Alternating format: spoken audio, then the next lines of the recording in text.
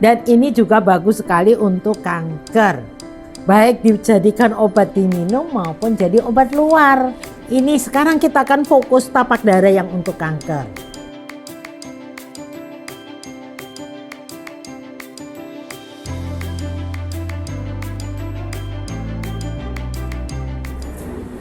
Halo, jumpa lagi dengan Oma Ning. Seperti biasa, Oma selalu ingin berbagi sehat cara alami untuk Anci, anak cucu dan kita semua tentunya. Ya, ini Oma punya satu tanaman yang sayangnya maaf ya tidak dibawa sepot-pot karena gede. Jadi Oma potong ini. Ini namanya tanaman. Ya, tanaman tapak dara. Kenapa tapak dara? Mungkin ini bunganya bentuknya kayak telapaknya burung dara ya. Jadi tapak dara. Oke, ya. Tanaman tapak dara ini bahasa latinnya Catharanthus roseus. Catharanthus roseus. Ya, tapak dara ini tanaman perdu berasal dari Madagaskar. Tapi menyebar ke daerah-daerah atau negara-negara tropis lainnya. Kemudian ini punya beberapa nama daerah ya, tapak dara ini. Karena ini ada di berbagai wilayah Indonesia. Ada yang bilang namanya kembang tembaga, paku rame karena rame nih ya. Ada yang bilang bunga serdadu. Unik-unik ini ya. Lalu tapak doro, ada yang tapak dara. Ada yang tapak doro, lalu ruru, unik ya namanya ya. Juga Singapura, terus usia lah namanya kok aneh ya. Lalu ini bahasa Chinese-nya Changchunhua gitu ya. Dan tanaman ini mudah sekali ya tumbuh subur kadang-kadang di jalan-jalan juga numbuh dia. Karena dari bunganya ini nanti ada bijinya nih, lihat nih ya. Nih biji ini kan ini masih muda ya, jadi dari bunga ya, kemudian jadi bijinya inilah yang terus nanti mengering menjadi bibit. Ini gampang sekali tertiup angin sehingga tanaman tapak dara ini kadang-kadang kita nggak tanam aja tumbuh sendiri. Karena saking lembutnya bibit dari tapak dara ini. Oke, dan dari tanaman tapak dara ini ternyata seluruh tanamannya berkhasiat obat. Bunganya khusus ini juga punya khasiat obat. Ya, beberapa waktu yang lalu Oma sudah infokan tentang teh bunga teleng, ya kan? Teh lagi bunga rosella, aneka bunga. Jadi sebetulnya Ancu, aneka bunga itu punya khasiat obat masing-masing. Ya, jadi seperti ini tapak dara. Kemudian ada bunga mawar, berkhasiat obat enggak? Berkhasiat. Bunga melati begitu juga. Kita akan lihat kandungannya apa sih ya di tapak dara ini. Ternyata kandungan dari tanaman ini lebih dari 130 alkaloid. Telah diidentifikasi dari ekstrak berbagai bagian tanaman. Ini nama latinnya tadi sudah ya, Catharanthus raceus. Catharanthus raceus.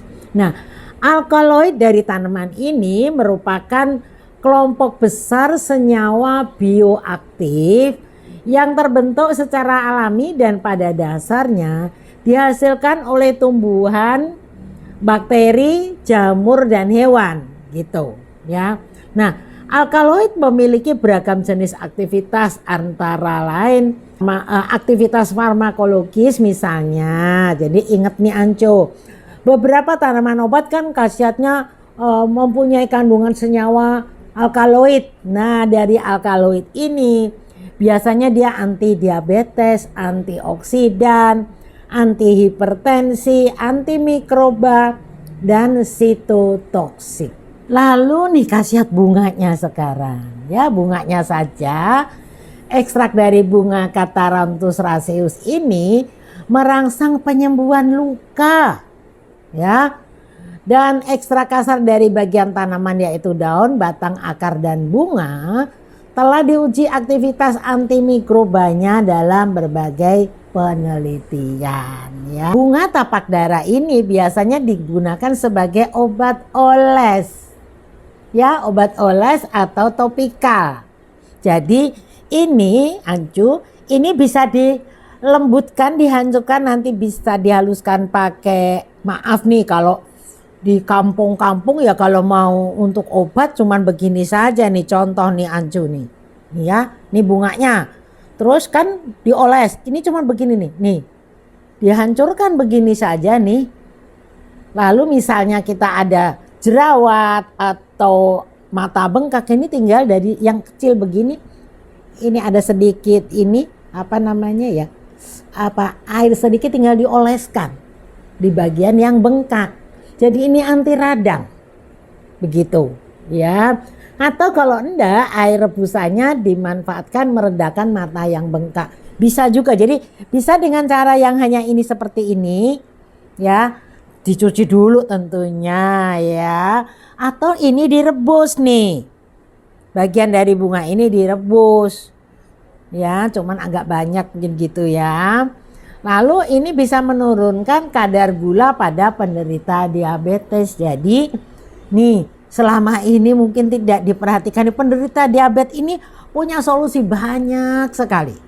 Ya, selain dedaunan ini bunga, kalau misalnya nggak sempat mau rebus juga, ini diambil dicuci bersih nih, Oma tadi udah cuci, terus diseduh air mendidih. Jadi teh bunga tapak dara gitu. Kemudian juga untuk pendarahan, gigitan serangga, misalnya gigit serangga nih segini ya, tinggal dihaluskan saja begini, oleskan di bagian yang digigit serangga. Dan ini juga bagus sekali untuk kanker, baik dijadikan obat diminum maupun jadi obat luar. Nih Ancu selama ini pasti nggak diperhatiin ya. Ternyata seperti itu khasiatnya. Nah, ini sekarang kita akan fokus tapak dara yang untuk kanker. Memang ada pro dan kontra, ada yang setuju, ada yang enggak lah. Namanya sakit kan kita bisa coba saja dulu deh. Nih, bunga yang cantik ini ternyata ini di dunia medis nih ada namanya vinblastin. Digunakan untuk nih vinblastin. Yang terkandung di dalam bunga ini ada vinkristin, ada vinblastin. Ya.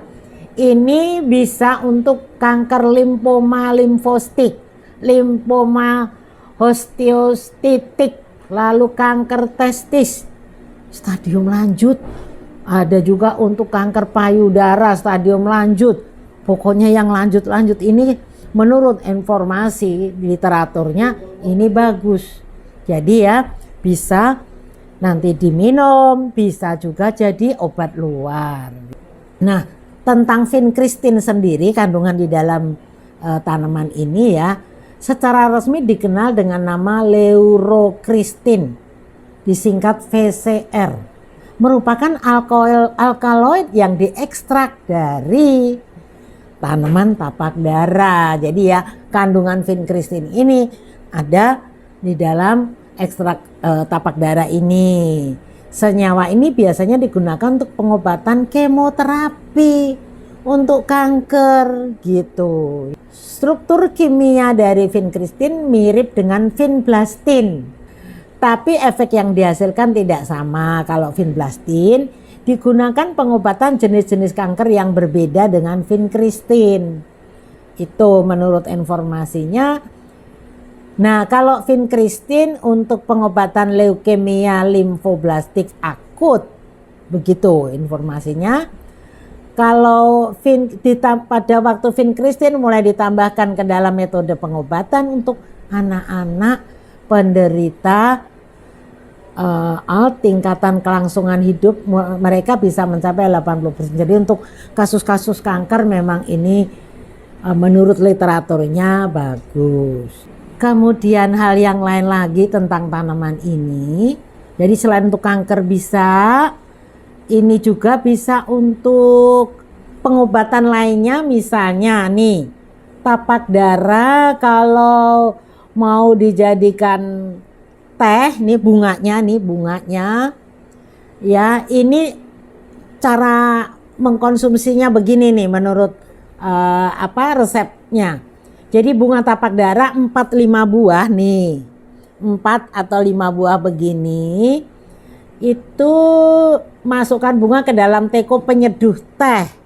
Tuangkan air yang baru saja dididihkan di dalam teko. Jadi ini seduh air mendidih.